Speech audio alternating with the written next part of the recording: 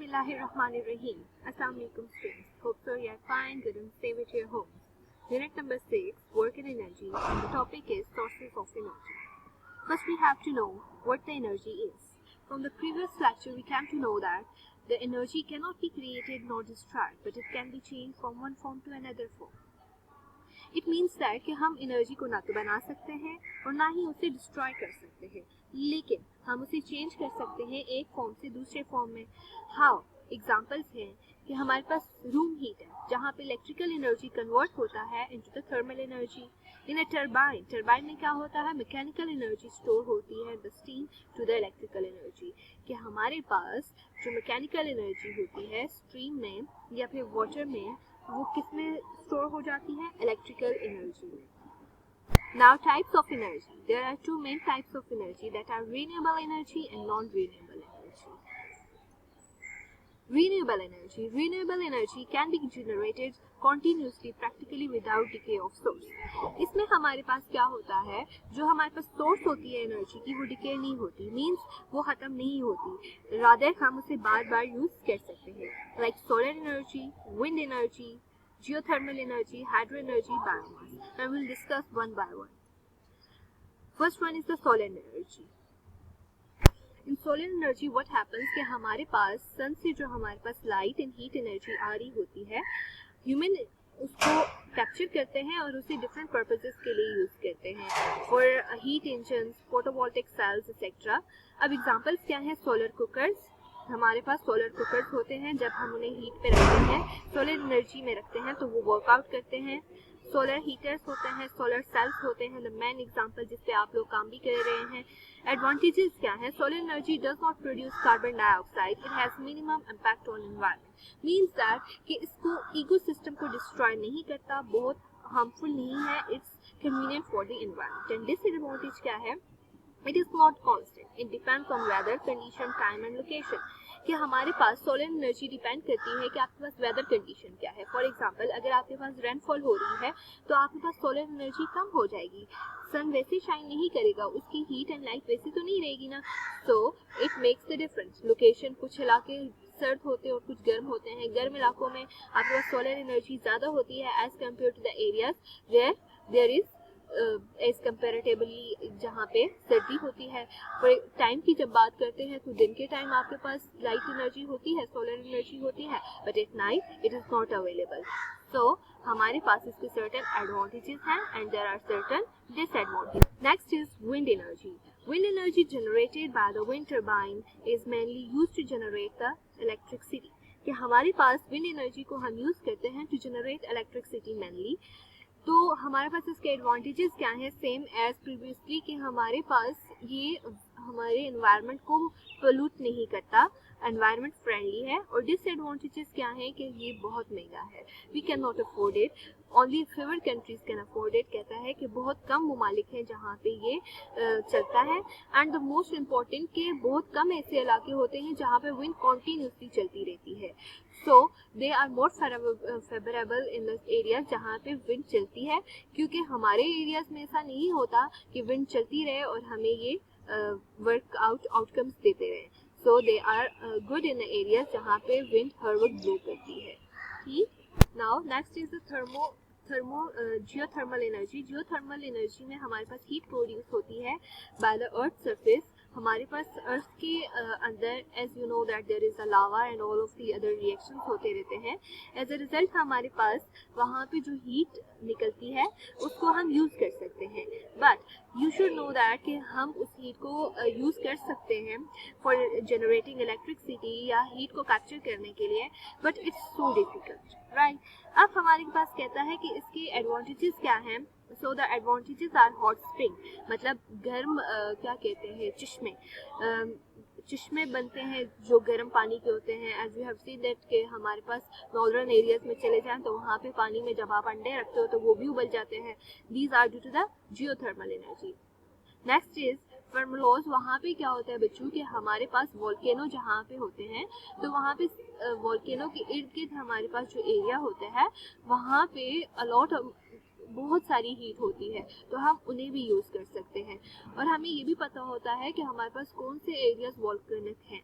Means कि वहाँ पे ज़्यादा डेंजर होता है, तो उन एरियाज़ में हम अपना ये काम कर सकते हैं। सो हमारे पास नेक्स्ट है गैसर्स। ये क्या है कि हमारे पास अर्थ सरफेस के अंदर पानी होता है दैट इज़ बॉइलिंग, और वो जो बॉइलिंग वाटर होता है वो इतना हाई बॉइलिंग होता है कि जब वो अर्थ सरफेस से निकलता है तो वो few hundred feet तक ऊपर जाता है। And there are lot of advantages, you should study both of them. अब कहते हैं कि हमारे पास एडवांटेजेस क्या है इस प्रोसेस के, कि हमारे पास इसमें कार्बन डाइऑक्साइड की एमिशन नहीं होती है, एंड हमारे पास जो इसमें रिलीज होता है, अगर कार्बन डाइऑक्साइड रिलीज होता भी है तो इट इज़ ओनली 1%। अब डिसएडवांटेज क्या है, एज वी डिस्कस प्रीवियसली कि इंस्टॉलेशन इसकी बहुत ज़्यादा है और इसमें हमारे पास यूजफुल के साथ साथ हार्मफुल केसेस भी रिलीज होती हैं। सो हमारे पास जो हमने सारा सिस्टम किया होता है, मैनेजिंग की होती है, it may be disturb. Now next is hydro energy. Hydro means water, and that is how we can get energy from the water. Hydro energy is generally generated from running water using various mechanical methods. कि हमारे पास running water से हम energy लेते हैं different type के methods को use करके, like dam से, tidal barrages, ocean thermal energy के oceans में हम लोग बंद बांधते हैं, and all these conversion system। इसमें क्या करते हैं कि हमारे पास मैकेनिकल एनर्जी होती है वाटर के पास, तो हम उसे डिफरेंट पर्पसेस के लिए यूज़ करते हैं, ठीक है, मीन्स के एनर्जी की कन्वर्जन कर रहे होते हैं। अब कहते हैं एडवांटेजेस क्या है, produce very less amount of carbon dioxide, कि इसमें हमारे पास कार्बन डाइऑक्साइड की अमाउंट जो प्रोड्यूस होती है वो बहुत कम होती है। It is also being used to control flood and irrigation process, कि हमारे पास जब हम डैम्स वगैरह बनाते हैं तो क्या होता है कि हमारे पास फ्लड्स वगैरह की जो अमाउंट होती है वो बहुत कम हो जाती है। अगर आपके पास पानी कम है तो you can close the dam, and अगर पानी ज़्यादा हो गया तो you can open the dam. So आपके पास ये फ्लड से भी रोकता है। एंड द सेकेंड इज कि आपके पास इरिगेशन प्रोसेस, उन इलाकों में जहाँ पानी नहीं होता वहाँ के लिए आप पानी को सप्लाई कर सकते हैं। Next is disadvantage, natural environment is destroy. इससे क्या होता है कि आपका नेचुरल एनवायरनमेंट डिस्ट्रॉय होता है, एंड यू नो दैट जब हमारे पास नेचर डिस्ट्रॉय होती है तो बहुत से नुकसान होते हैं। Next is biomass. बायोमास क्या है, biomass is the organic material made from the plants and animals. When burn the chemical energy in biomass is released as a heat। कि हमारे पास क्या होता है बायोमास, कि ये हमारे पास है जी ऑर्गेनिक सोर्सेज हैं, ऑर्गेनिक मटेरियल्स हैं, जिन्हें हम जब जलाते हैं, बर्न करते हैं, तो एज अ रिजल्ट हमें हीट मिलती है। ठीक, फॉर एग्जांपल क्या है, वुड है, क्रॉप्स हैं, गार्बेजेस एंड अल्कोहल फील्ड्स। अब क्या है एग्जांपल, जिसमें मेथानॉल हम एग्जांपल लेते हैं फ्रॉम द एनिमल वेस्ट। पहले ज़माने में क्या होता था ना, गांव में एक जगह बनाई होती थी जहाँ पे वो गाय का जो गोबर होता है उसे स्टोर करते थे। जब वो उसे स्टोर करते थे तो उसे कवर भी करते थे, तो जब वो लार्ज अमाउंट में स्टोर हो जाता था एक जगह पे तो वो रिएक्शन होता था और उनमें से गैस निकलती थी जिसे मीथानॉल कहा जाता था। और उसके आगे उन्होंने पाइप्स वगैरह फिट किए होते थे और उस टाइम पे वहाँ पे वो उससे उनके चूल्हे वगैरह जला करते थे। And it was very good कि हमारे पास जो गाय का वेस्टेज होता था वो भी यूज़ हो जाता था और एक यूजफुल आउटकम भी होता था। इथानॉल भी है हमारे पास, that is chemical. And biodiesel liquid biomass जो होता है वो भी हम यूज़ कर सकते हैं as a fertilizer in a fields etcetera. अब हमारे पास एडवांटेजेस में क्या है, equipment installation cost is less, कि बहुत सस्ता होता था। जैसे मैंने आपको एग्जांपल दी कि बस उन्हें एक जगह बनानी होती थी जहाँ पे उन्हें अपना वो गार्बेज, वो वेस्ट मटेरियल स्टोर करना होता था। Help in garbage reduction, and secondly you know that कि जब हमारे पास वेस्टेज से भी हम कोई अच्छी चीज़ ले रहे हैं तो उसकी हमारे पास क्या हो जाती है, गार्बेज की रिडक्शन हो जाती है। डिसएडवांटेज क्या है, release high amount of sulphuric gases, के हमारे पास जो डैमेजिंग गैसेस होती हैं एनवायरनमेंट को, ये बहुत ज़्यादा डैमेज करता है। ठीक है true. Now we have the next category that is non renewable energy. अब ये हमारे पास वो सोर्सेज हैं जो कि एक दफ़ा यूज़ हो जाते हैं, they can not be reuse, कि हम इन्हें again and again same sources को यूज़ नहीं कर सकते। These are petroleum products, means kerosene, petrol, diesel वगैरह एक दफ़ा यूज़ हो जाएं तो दोबारा से यूज़ नहीं हो सकते। Coal and uranium, right.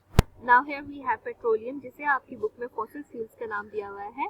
इसमें क्या कहता है कि ये हम लेते हैं फ्रॉम द प्लांट्स या एनिमल्स की सोर्सेज से लेते हैं, कि कहते हैं millions of year ago marine life में या ऑन दी अर्थ हमारे पास एनिमल्स रहते थे, जब वो डिके कर जाते हैं तो उनसे जो हमारे पास चीज़ मिलती है दैट इज पेट्रोलियम। कहता है millions of remains of these animals and plants were covered by the layer of sand and a silt. Heat and pressure from these layers help the remain turn into what we today call a crude oil. कि हमारे पास जब एक चीज़ decay हो जाती है उसके ऊपर layer पे दूसरी लेयर तो उन पे क्या आ जाता है, प्रेशर आ जाता है, प्रेशर आता है और वो हीट आती है।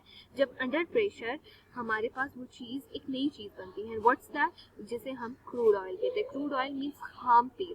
जब हम इसे निकालते हैं, इसके साथ वर्किंग करते हैं and then we get the petroleum. अब कहता है डिसएडवांटेजेस क्या है, responsible for 38% of carbon dioxide in environment, कि हमारी एनवायरनमेंट की 38% जो कार्बन डाइऑक्साइड है वो इस चीज़ से आती है। So the next is coal. We are from the coal. coal क्या है बच्चों, हमारे पास ये कोई कंबस्ट होने वाला एक मटेरियल होता है, या तो ये ब्लैक कलर का होता है, ये एक रॉक होती है, सिंपली एक रॉक होती है जो ना तो बहुत सख्त होती है। ये हमारे पास बनती है, ये हाइड्रोकार्बन या कार्बन या फिर हाइड्रोकार्बन से बनती है, ठीक है। उनके आपस में बॉन्डिंग होती है and it form the coal. कहता है मिलियन ऑफ द ईयर्स हमारे पास डेड प्लांट्स होते हैं, किसी स्वैम्प्स कहते हैं ऐसी जगह जहाँ पे पानी और मिट्टी मीन्स की दलदली सी जगह जो होती है वहाँ पे होती है। तो वहाँ पे जब पत्ते वगैरह गिरते हैं, दरख्त गिरते हैं, तो उनके ऊपर लेयर्स बनती जाती हैं। जब उनके ऊपर लेयर बनती जाती हैं डर्ट की और ये सब चीज़ों की, तो वो प्लांट्स बिकम डेड, वो डेड प्लांट्स बन जाते हैं। जब उनके ऊपर सेम हीट और प्रेशर आता है तो top layer have the plants remain turn into what we call today coal, कि हमारे पास वो प्रेशर और वो जो हीट है वो उन्हें कन्वर्ट कर देती है कोल में। अब डिसएडवांटेज क्या है, responsible for 57% of carbon dioxide in air, के जब हम इसे यूज़ करते हैं तो हमारे पास इससे अलॉट अमाउंट ऑफ पोल्यूशन होती है and that is 57% of carbon dioxide हमारे एनवायरनमेंट में the coal. Now here we are with uranium. Uranium वाले टॉपिक को आपकी बुक में न्यूक्लियर रिएक्शन के नाम से, न्यूक्लियर एनर्जी के नाम से दिया हुआ है। कहता है इसमें क्या होता है कि हमारे पास न्यूक्लियस के अंदर energy is in a nucleus, के हमारे पास एटम जो होता है उसकी सारी की सारी एनर्जी उसके न्यूक्लियस में होती है। Now here we are taking the uranium. Uranium क्या है, हमारे पास अपने पीरियोडिक टेबल का सबसे बड़ा एटम है और इसके आइसोटोप्स होते हैं। There are 3 isotopes of uranium. Here we are taking the uranium 235। अब इसमें क्या कहते हैं कि हमारे पास atoms are tiny particle that make up of an object, कि हमारे पास डिफरेंट एटम्स मिलते हैं तो तब हमारे पास कोई भी चीज़ बनती है। कहते हैं कि हमारे पास 2 तरीके हैं टू रिलीज द एटम। एक हमारे पास है न्यूक्लियर फिजन और एक है न्यूक्लियर फिशन। एक में हम एटम को तोड़ते हैं और एक में हम एटम को जोड़ते हैं। You can see that fission, fission का मतलब होता है तोड़ना, तो न्यूक्लियर फिशन में हम एटम को तोड़ेंगे और न्यूक्लियर फ्यूजन में हम एटम को जोड़ेंगे। In both the cases we will get the energy. Advantages क्या हैं, even a small amount of can be released through energy of light thousands of the years of the month, कि हमारे पास uranium जो है energy का बहुत powerful source है। अगर एक small amount of uranium atom भी हम तोड़ते हैं तो हम कई मंथ तक उसकी एनर्जी उससे फीडबैक ले सकते हैं, ठीक। अब डिसएडवांटेज क्या है, after using a nuclear reactor then also it is radioactive substance, it is dangerous for the human, कि हमारे पास ये जो है it's too harmful for us and it is very harmful, कि हमारे पास इससे बहुत ज़्यादा gases release होती हैं। These are the radioactive gases and these are dangerous for the human beings. Here is the last slide जिसमें आपको renewable sources और non renewable sources में difference बताया हुआ है। You have to stop your video और यहाँ से आप इन दोनों का difference अपने पास note करेंगे। That's all about today's topic. Thank you so much and if you have any ambiguity do ask. Allah Hafiz.